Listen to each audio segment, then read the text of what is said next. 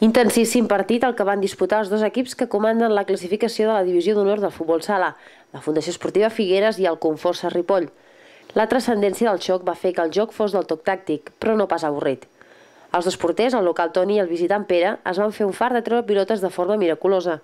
De fet, l'equip que hagués marcat primer probablement s'hagués endut el maig, però al final es va mantenir el marcador inicial i els dos millors equips de la categoria continuen una setmana més encapçalant la classificació.